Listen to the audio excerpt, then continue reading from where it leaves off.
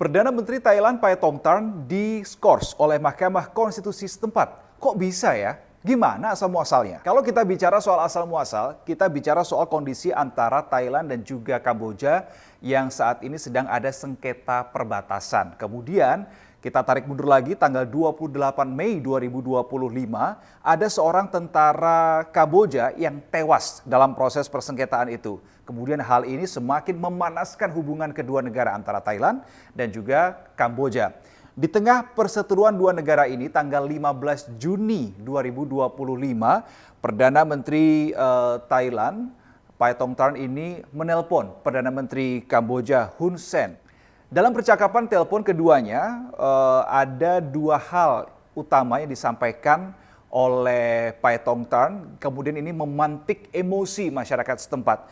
Ada yang pertama, Paetongtarn ini mendesak Hun Sen, Perdana Menteri Kamboja, untuk tidak mendengarkan komandan militer Thailand yang secara terbuka mengkritik Kamboja soal persengketaan itu, bahkan menyebutnya sebagai lawan.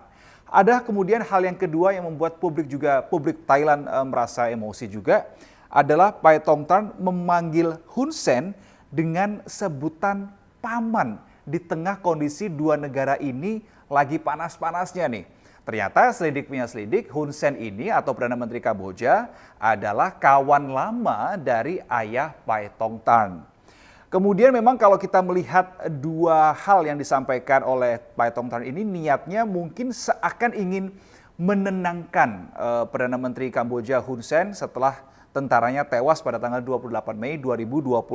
Tetapi ternyata hal tersebut, percakapan itu bocor kepada publik dan malah bikin publik marah, serta sejumlah kritikus ini menilai apa yang dilontarkan oleh Paetongtarn ini berlebihan, terlalu memuji-muji. Sehingga ujungnya kemudian kegaduhan di internal di dalam negara Thailand ini berujung pada penangguhan jabatan Perdana Menteri terhadap Paetongtarn oleh Mahkamah Konstitusi setempat pada tanggal 1 Juli 2025.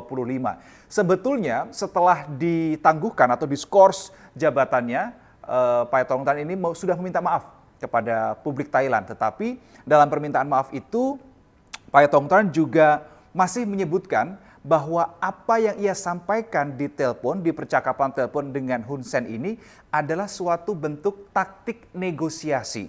Nah, bukannya membuat publik mereda, justru ketika mendengar permintaan maaf dan alasannya itulah publik malah semakin panas, sehingga situasi politik di dalam negeri Thailand juga semakin panas. Paetongtarn punya beberapa hari untuk merespons putusan dari Mahkamah Konstitusi setempat terkait dengan penangguhannya. Kita nantikan bagaimana dinamika ke depan.